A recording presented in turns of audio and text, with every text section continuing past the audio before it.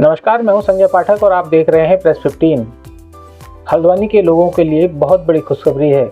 जो लोग पर्यावरण की चिंता करते हैं और जिन्हें हरे भरे पेड़ों को बचाने की जिनके मन में ख्वाहिश है, उनके लिए पीडब्ल्यूडी के अतिथि अभियंता आज बड़ी खुशखबरी लेकर आए हैं। क्या है वो खुशखबरी, आइए उन्हीं से जानते हैं। सर, सबसे पहले तो बहुत बहुत स्वागत है आपका प्रेस 15। जी धन्यवाद। सर, हल्द्वानी में 13 चौराहों का चौड़ीकरण कार्य तेजी से चल रहा है। ऐसे में तमाम जो पेड़ हैं वो जज्मा आ रहे हैं, लेकिन जो ट्रांसप्लांट की कवायद है वो भी लगातार साथ में चल रही है। हमें ये जानकारी मिली है सर कि जो एक पेड़ काठगोदाम क्षेत्र में काफ़ी पहले जो तूफान में टूट गया था, उस पेड़ को आप लोगों ने ट्रांसप्लांट किया है और उसके बाद उस पेड़ पर अब पत्तियां भी आने लगी हैं। क्या है सर ये पूरा, किस तरीके से ये संभव हो पाया और आप लोगों ने किस तरीके से इसको किया? जी, ये बड़ा चिंता का विषय था उस समय कि लोगों की जो भावनाएं थी कि यहाँ पर पेड़ों को ना काटा जाए। अब हमने जैसा कि पाठक जी पिछली बार भी बात हुई थी कि विकास और इकोलॉजी दोनों को बैलेंस बना के चलना है। चौड़ीकरण की जद में नो डाउट बहुत सारे पेड़ आ रहे थे, तो इसमें जिलाधिकारी महोदय द्वारा एक निर्देश दिया गया था कि ट्रांसप्लांट के ऑप्शन में भी जाया जाए। तो इसमें दिल्ली से हमने एक एक्सपर्ट बुलाए थे और उन्होंने चिन्हित किया कि सभी प्रजाति के पेड़ों को ट्रांसप्लांट नहीं किया जा सकता है, लेकिन उन्होंने बताया कि फाइकस प्रजाति के पेड़ों को ट्रांसप्लांट किया जा सकता है, जिसमें पाकड़, पीपल, इस तरह की चौड़ी पत्ती के पेड़ आते हैं। तो इस बीच में हमारी कवायद जारी थी, परंतु दुर्भाग्य से अत्यधिक बारिश के कारण नरीमन चौराहे पर एक पुराना, जो 100 साल पुराना बताते थे लोग, वो पेड़ अचानक गिर गया। तो उस पेड़ को हमारे चिन्हित में था कि उसको ट्रांसप्लांट करना है, तो उसमें एक कवायद की गई कि हमने उसको उन एक्सपर्ट की राय से लॉपिंग वैसी ही करते हुए यहाँ से हमने उसको हल्दू चौड़ गौशाला में शिफ्ट कर दिया था और ट्रांसप्लांट कर दिया।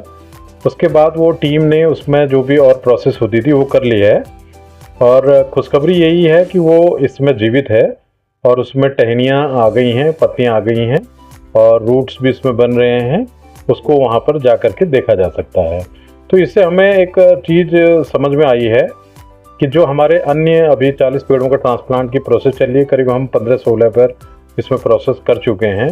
इसके विभिन्न प्रकार के स्टेजेस हैं। इसमें पहले लॉपिंग करनी होती है, फिर लॉपिंग वाले टहनियों को फंगीसाइड का ट्रीटमेंट करना होता है और सीलेंट लगाना होता है ताकि उसमें नमी ना आए और कोई पानी का असर ना हो।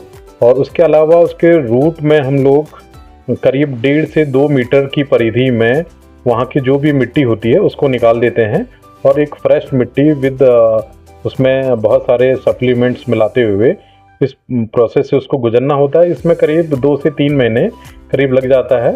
उसमें क्या होता है कि जो उसमें नए उसके रूट आने शुरू हो जाते हैं और जो उनके पुराने रूट है उनको कट कर दिया जाता है। इस बीच में जहाँ ट्रांसप्लांट करना होता है वहाँ पर भी उसके लिए गड्ढा, ये सब चीज़ें तैयार कर ली जाती हैं। करीब 3 महीने के बाद जब हमें मालूम होता है कि इसकी टहनियाँ नहीं आ गई हैं और रूट भी तैयार हो गए हैं, तो उसको उसी ढंग से पैक करते हुए ट्रांसप्लांट वाली जगह पे ले जाते हैं और उसको ट्रांसप्लांट कर लेते हैं। तो अच्छी बात यह है कि जो हमारे टेंडर में एक्सपर्ट आए हैं उनका 80% सक्सेस रेट है, यानी कि पेड़ जो है 80% पेड़ जो ट्रांसप्लांट करते हैं वो सक्सेसफुल रहते हैं, सर्वाइव करते हैं। और मुझे तो उम्मीद है कि हम 100% सर्वाइव कर पाएंगे।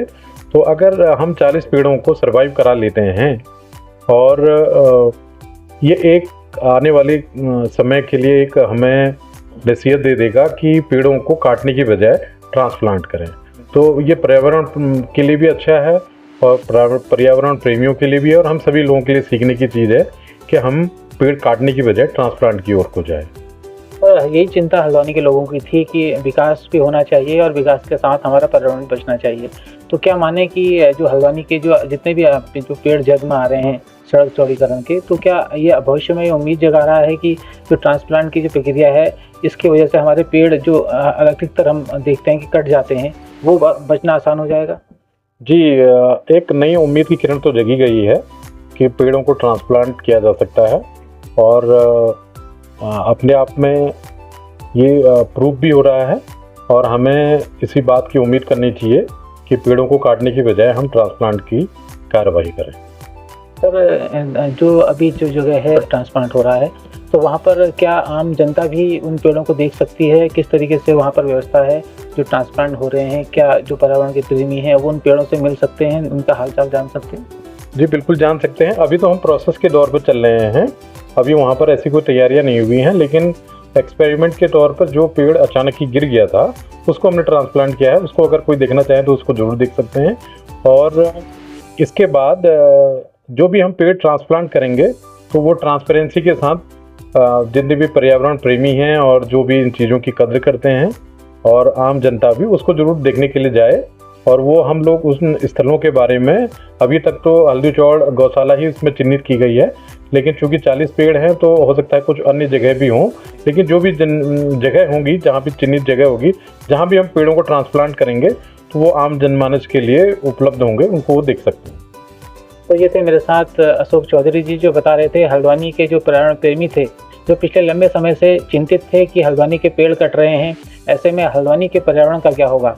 तो उनके लिए और पूरे हल्द्वानी के लिए बड़ी अच्छी खबर है कि जो पेड़ पीडब्ल्यूडी की तरफ से, प्रशासन की तरफ से ट्रांसप्लांट किए जा रहे हैं, वो अब रंग ला रही है वो मुहिम। और उम्मीद करते हैं कि जो 40 पेड़ प्रशासन ने चिन्हित किए हैं वो सभी के सभी सफल हों और हमारे हल्द्वानी के पर्यावरण को एक बार फिर से नई जान मिले। संजय पाठक, प्रेस 15, हल्द्वानी।